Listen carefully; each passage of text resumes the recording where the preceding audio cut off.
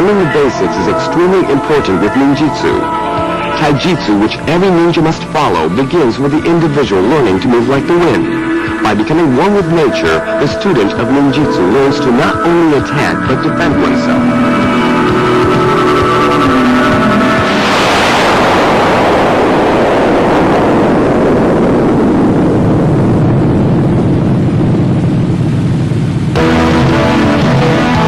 In this volume, you will learn the basic moves of Taijutsu.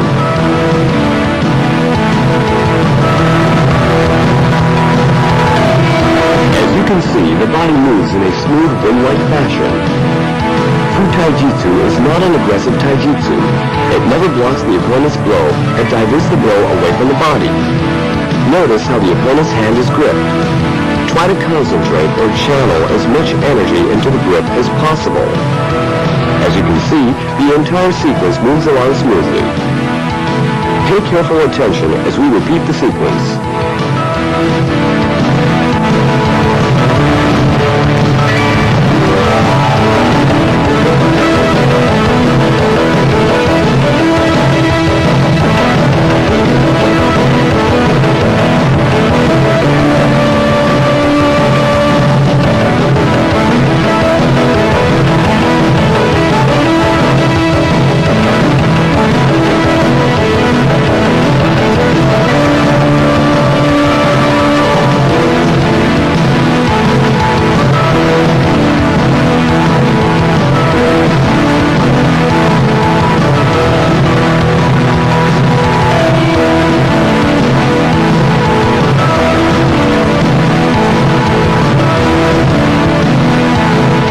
Let's start with some basic exercises. With every martial art, the most important limbs are the legs.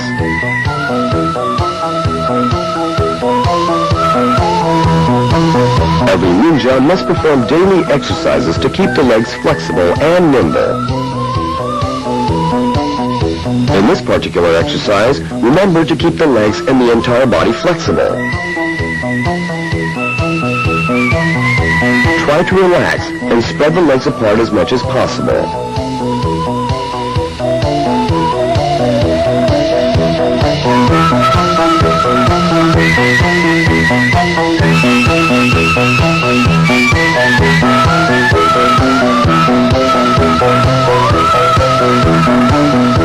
Remember to keep the upper torso straight so that the head does not touch the ground first.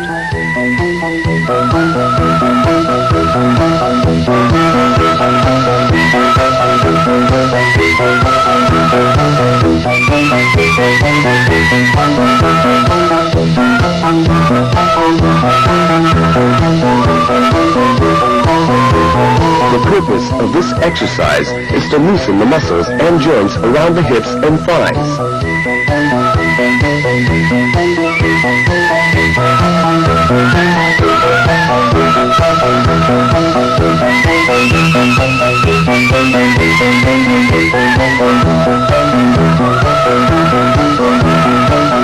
In this exercise, slowly tilt the upper torso backwards. Try to keep the back as straight as possible and stretch the stomach muscles.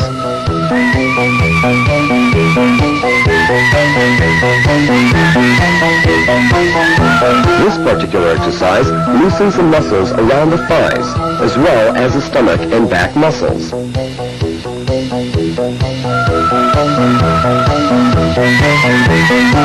Taijutsu enables an individual to not only defend oneself, but at the same time attack as well.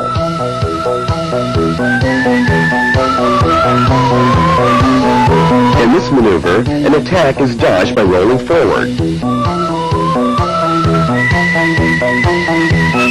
In this forward roll, only one hand is used. It is important that the roll is executed smoothly. Try to curl in as much as possible and make the least amount of sound during the roll. This maneuver should be executed with the least amount of effort without placing body weight on the hand. By deftly maneuvering the palm of the hand, the direction of the roll can be controlled.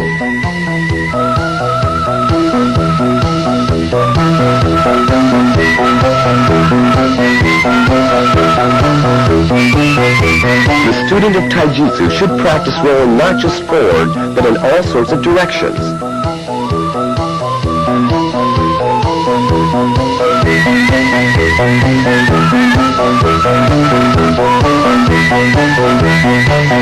With this maneuver, the ninja is able to grasp the weapon while executing the roll because the hands are free. Maintaining proper balance is the key to this maneuver.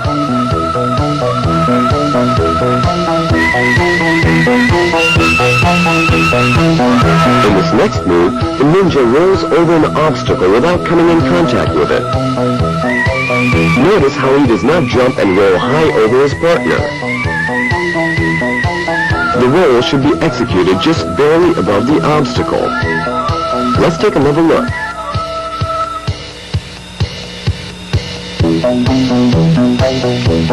This forward roll is called kiken.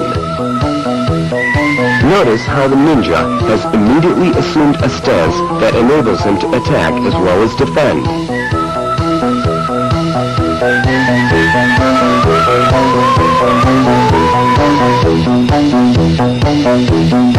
This next move is called kuten. Here again, the ninja is able to assume a variety of defensive and offensive positions after completing the roll.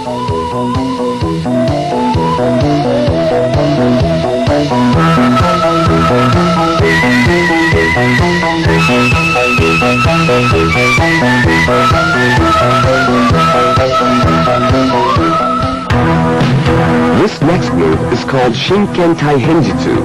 As you can see, this roll is a method for dodging a katana blow.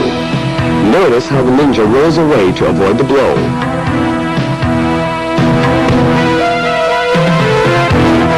In this variation, the ninja rolls backwards.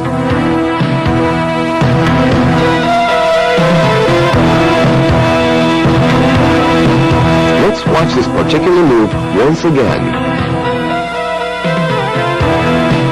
Always remember to assume the proper stance once the roll is completed.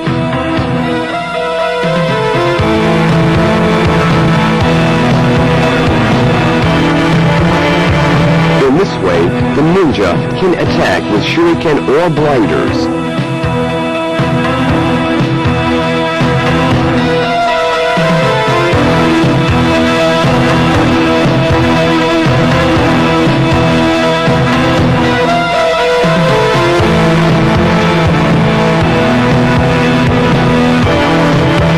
It is important to always remain in constant motion, ready for any move the opponent may take.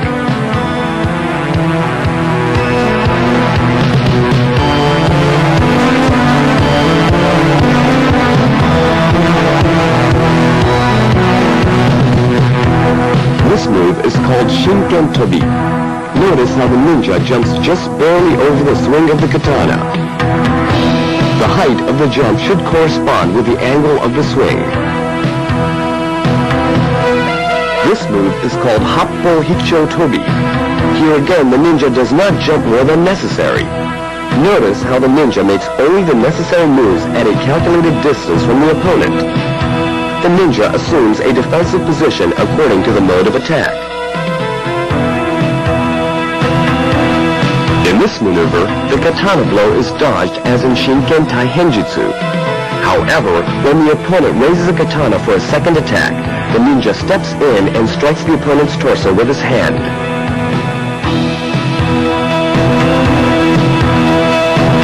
This form of walking sideways is an integral part of Taijutsu. Yoko Aruki allows the ninja a wide range of visibility, front and sideways. By slightly changing the pace of the walk, the ninja can also see backwards. Here, all three are moving in the same direction. However, notice how they are all looking in different directions at all times. As a team, these ninjas are able to have complete visibility in all directions. The first one looks in the front direction, the second one the side directions, and the last one in the backward direction.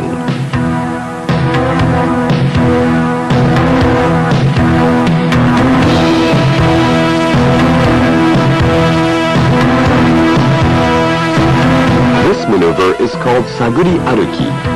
used to move along the dark or where there are hidden traps or obstacles. Notice how the fingertips are feeling the path. At the same time, the feet are also used to feel the way.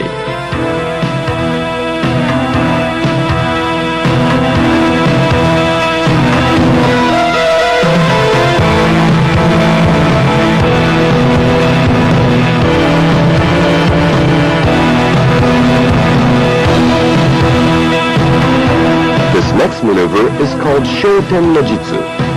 This is also a form of taijutsu. Notice how the ninja rolls as he lands to lessen the impact.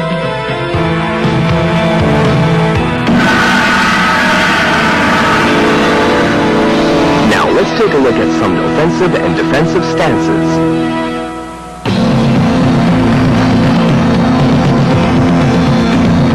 The Seigan no Kamae. This stance allows the ninja to divert a variety of attacks with his right hand as well as throw blinders. Also notice how the ninja moves his feet.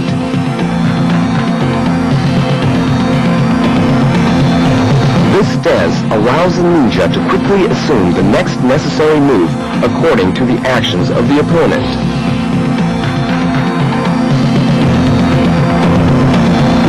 The Jumonji no Kamae.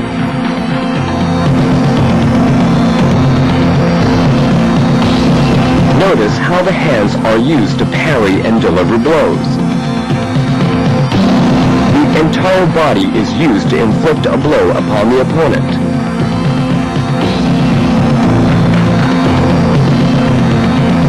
The deft maneuvering of body weight magnifies the intensity of the blow.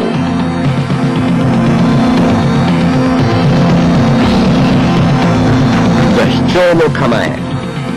Here, the left hand is moved through a series of motions to parry and dodge the opponent's kick, which is then followed by a counter-strike. Parry, dodge, and strike. This is one of the Sanshin or three-stage stances.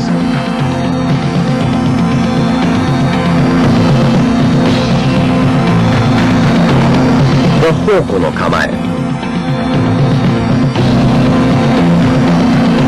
All maneuvers delivered from this stance are executed in a 1, 2, 3 motion. 1, 2, 3, then strike.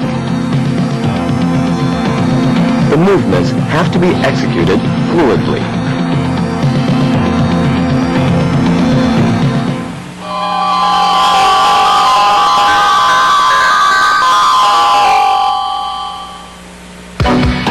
Let us cover the 8 basic receiving stances.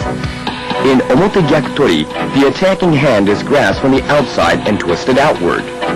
The hand is then flipped to the side, throwing the opponent and forcing the arm joints. The hand should be raised as high as possible, making it easier to throw the opponent.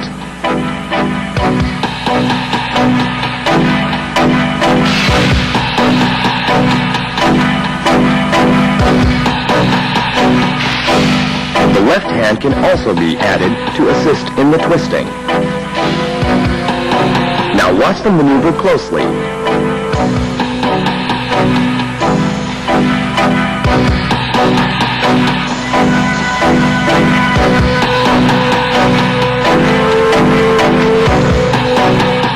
If it proves difficult to throw the opponent, step into the opponent with the left leg and use it as a throwing pivot. Once the opponent is on the ground, the wrist joint is pinned.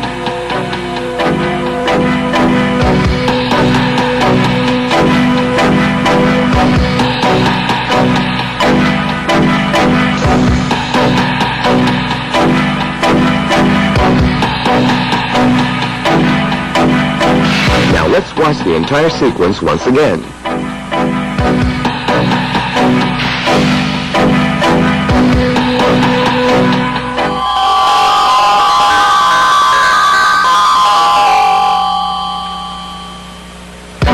Here is a variation on Omote Gyakutori, which can be used when attacking to the outside is not possible. The wrist is twisted to the inside while the elbow is forced. The opponent's foot can also be pinned by stepping on it with the right foot, preventing the opponent from escaping. Attacking to the outside is not succeeding here.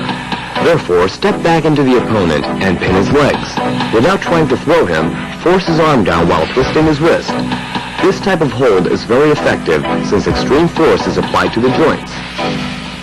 Now let's try it once again. Since attacking to the outside doesn't work, twist the wrist and force the elbow. The opponent should not be thrown forward, but pinned in position so that he cannot escape. The opponent will fall to the ground.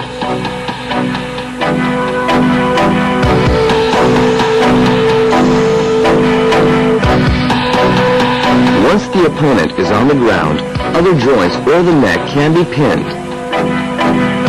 The opponent's body can also be pinned, but in any case, the legs should be used to pin the opponent.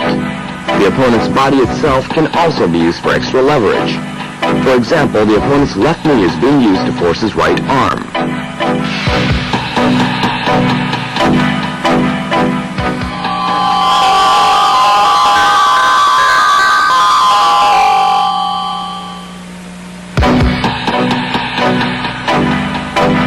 Here is another variation on omote gyakutori. When an opponent attacks with a knife, omote gyakutori can be used to throw the opponent effectively.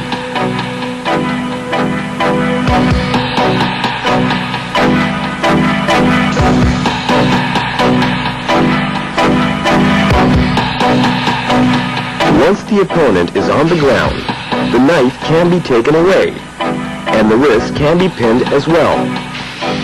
Grasp the knife from the side that isn't sharp, and pull it free from the opponent's hand, while applying pressure on the wrist.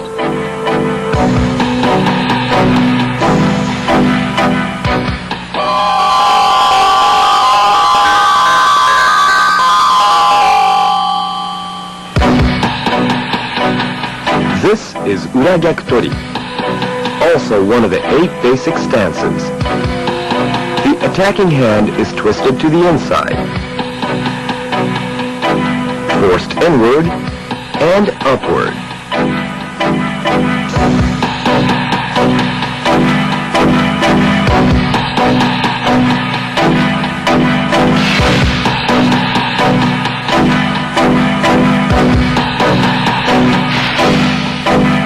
The elbow is then grabbed and pulled down to the outside.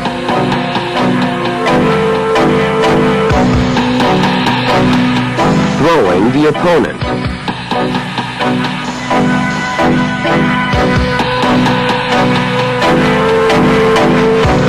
Once the opponent is on the ground, give his hand a final strong twist.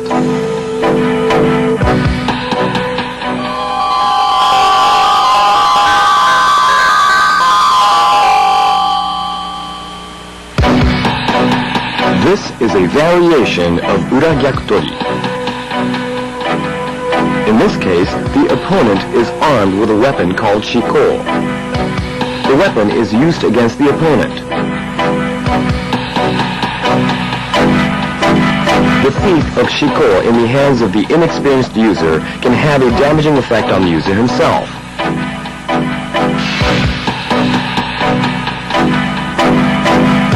For the ninja, fighting without a weapon can prove more effective than fighting with one at times.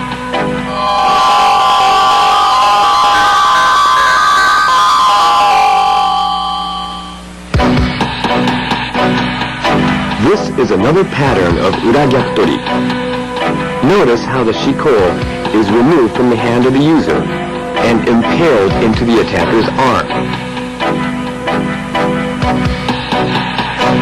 The attacker is now completely immobilized and the arm is seriously injured. Unless a student of ninjutsu has mastered taijutsu, the use of weapons can be fatal not to the opponent, but to the user himself.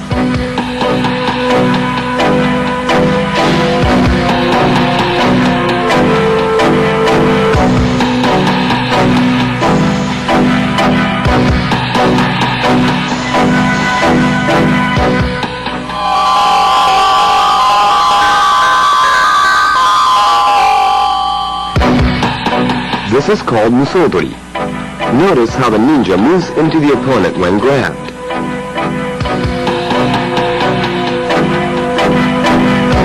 The body rather than the hands blocks the opponent's arm. The key point of this maneuver is to step in when the opponent backs away.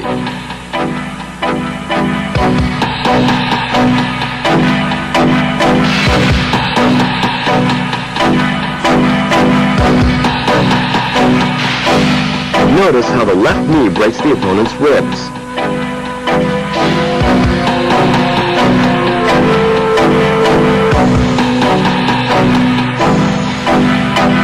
It is important that the student of ninjutsu understands that taijutsu is most effective when used successively and in variation.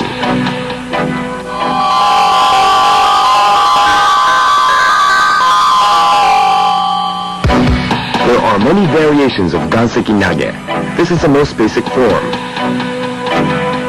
Grab the opponent's left hand and pull in. Next, move into the opponent and throw him with the entire body.